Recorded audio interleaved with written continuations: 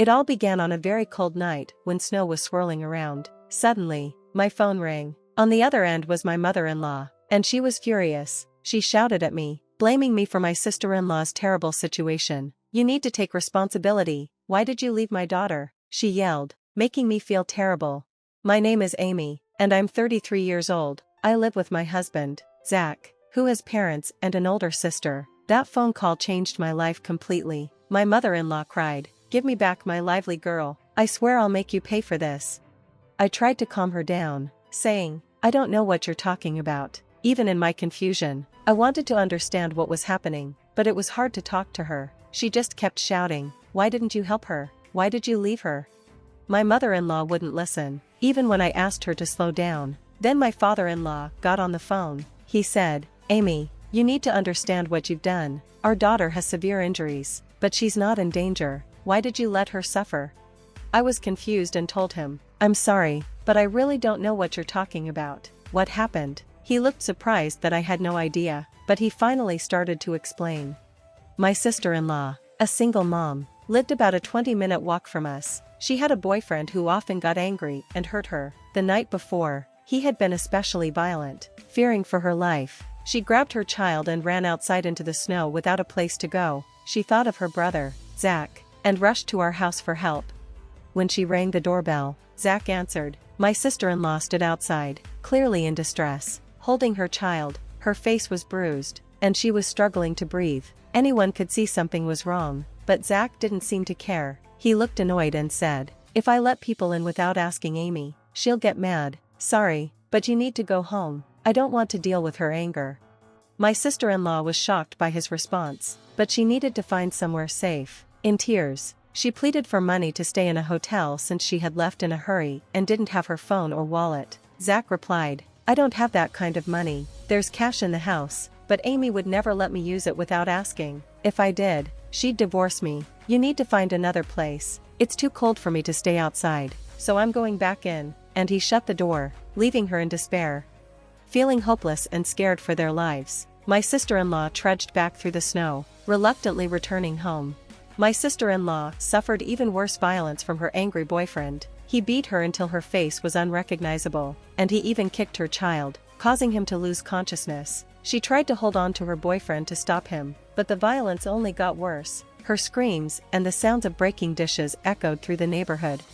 A passerby heard the commotion and realized something was wrong, so they called the police. After that, my sister-in-law and her child were found, beaten and collapsed, and were taken to the hospital in an ambulance. While they were conscious, they were seriously injured and hospitalized, with doctors saying it would take a month for them to fully recover.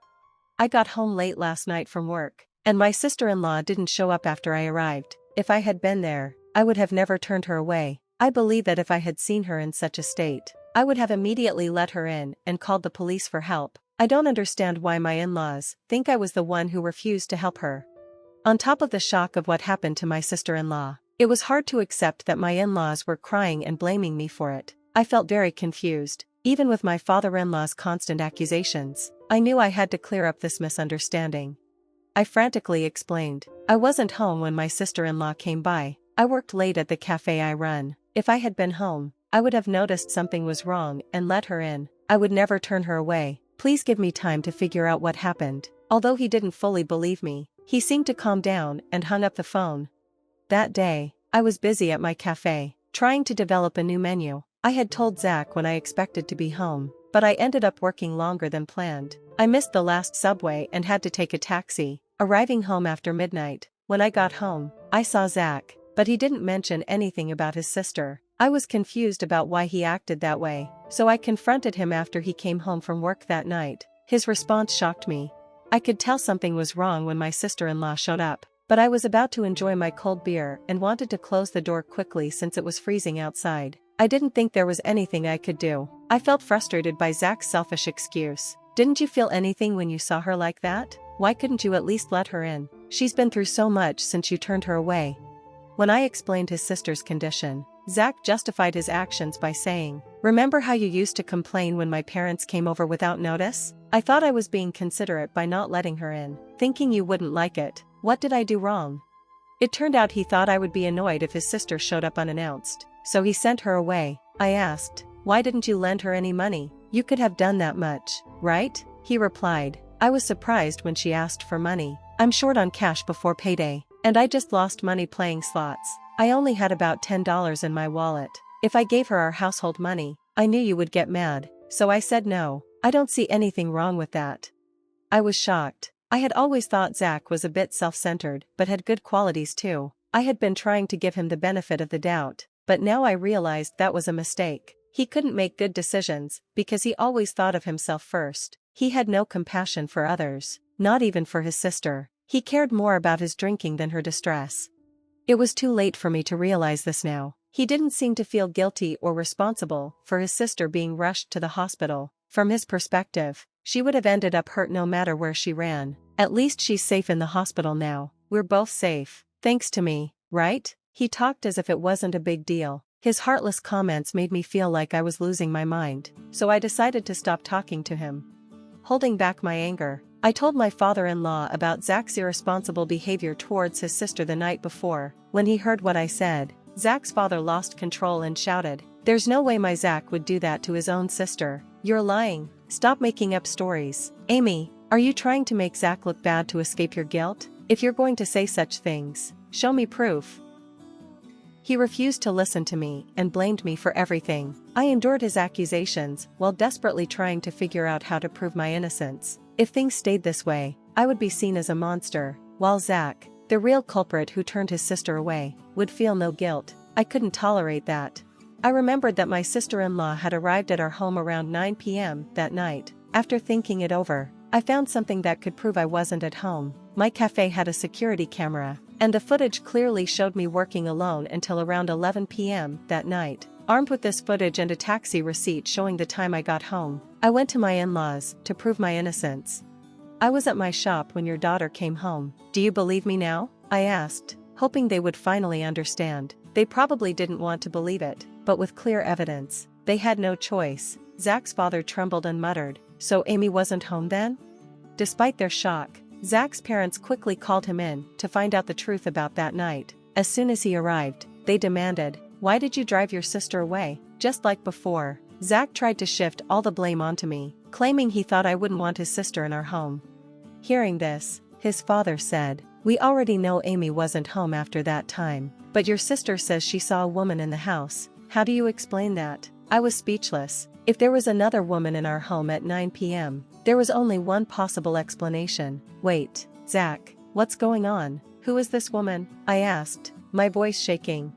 Zach's face turned pale as he squirmed under the questioning from both his parents and me until he finally confessed everything. When I told him I would be late because I was working on a new menu, he saw it as an opportunity to bring his mistress home. He knew I often came home after midnight when I was focused on work, so he felt safe inviting her over. But when his sister suddenly showed up asking to be let in, he panicked and drove her away to keep his affair a secret. "What were you thinking? You betrayed Amy and left your sister out in the snow. Why didn't you lend her any money? Explain yourself." His father's anger was intense. Zach admitted the real reason he hadn't given her any money. He actually had plenty of cash left but didn't want to lend it to her because he wanted to buy a bag and shoes for his mistress. He didn't want to upset her for the sake of his sister, so he quickly got rid of her by shutting the door. I was furious, but Zach's parents were even angrier. "Before being a brother or a husband, you lack basic human decency. As parents, it's our responsibility that you grew up to be this way, but we cannot tolerate this. From today on, we are cutting ties with you. Don't ever show your face to us again." Zach's father disowned him. In the same vein, I said, "I'm divorcing you. You cheated on me and put your sister's life at risk by leaving her out in the snow. I can't live with someone like you anymore," I said. Zach was shocked to be disowned and confronted with a divorce all at once. He started begging for forgiveness, crying, "I'm sorry, I won't do it again. Please forgive me." He clung to his father's leg, but his father shook him off, saying, "What you did is the absolute worst thing in our eyes. None of us, his parents or I, could ever forgive Zach." It turned out he had been having an affair with the other woman for a year. The mistress was a coworker whom he had secretly brought to our house when I wasn't around. It was infuriating to learn that I had been betrayed behind my back for so long. Zach even tried to blame his treatment of my sister-in-law on me, which only fueled my anger. I had no second thoughts about divorcing him. I made Zach sign the divorce papers and submitted them right away. After that, I went to a law firm, hired a lawyer, and filed for damages against both Zach and his mistress. I also called Zach's boss, who had been our matchmaker at our wedding, and through my tears, I told him we were getting a divorce. I explained everything about Zach's affair. His boss, a man who valued human decency, had repeatedly warned Zach at our wedding to never betray his wife. So, when he learned about the infidelity, he was furious. Word reached upper management, and on his boss's advice, Zach was transferred to a branch office in the countryside. His mistress was moved to a different department, where she had to sort documents all day. However, my sister-in-law's revenge was even more ruthless. Still recovering from her injuries, she deeply resented Zach for what he had done that day. To vent her anger, she took extreme measures. By coincidence, she worked for one of Zach's company's clients and knew some of his colleagues. Using her connections, she revealed the cruelty she and her child had suffered that day. The employees who thought the divorce was just about the affair were shocked to learn the truth. Zach's abandonment of his own sister to cover up his affair stunned everyone in the company. The rumor spread quickly, and soon, Zach was seen as a terrible human being by everyone at work. Once Zach was ostracized by everyone, his work suffered, and he was eventually demoted. He couldn't handle the cold treatment from his colleagues and found it hard to keep working in his new position, so he ended up quitting. To pay me the high alimony, he drained his savings and now works part-time jobs. Almost all his salary goes toward these payments, and I've heard he can't even afford a coat for winter, so he shivers in thin t-shirts. I no longer have to worry about missing the last train, and I can focus on coming up with new menu ideas. Though I went through unexpected events, I realize now that I probably wouldn't have been happy if I had stayed married. There are things one must never do as a human being, and I intend to always remember that and live a life I can be proud of. That's what I truly believe.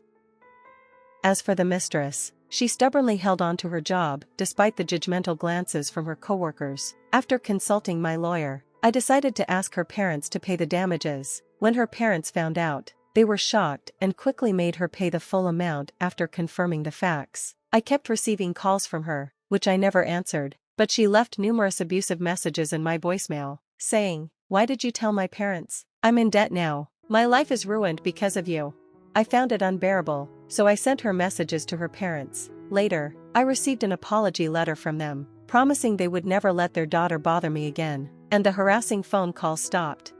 As for my sister-in-law, the actions of her abusive boyfriend became a police matter, allowing her to file for damages due to her injuries. It was tough, but she finally managed to break up with him. My in-laws and sister-in-law apologized to me for initially suspecting me and for Zach's infidelity. Although both experiences were painful for me, I understood their outrage and loss of control when they saw their daughter taken away in an ambulance after such severe abuse. After all, Zach's affair wasn't their fault, and I didn't hold a grudge against them. On the contrary, I wanted them to help my sister-in-law and her child heal from their terrible experience. If I were in their shoes, I'm sure my parents would have reacted the same way. Moreover, my in-laws and sister-in-law are fundamentally decent people. Now that I've divorced Zach, I'll probably never see them again, as they are now strangers to me, but I sincerely wish them well and hope they take care of themselves. I moved closer to the cafe I run since it's within walking distance. I no longer have to worry about missing the last train, and I can focus on coming up with new menu ideas. Though I went through unexpected events, I realize now that I probably wouldn't have been happy if I had stayed married. There are things one must never do as a human being, and I intend to always remember that and live a life I can be proud of. That's what I truly believe.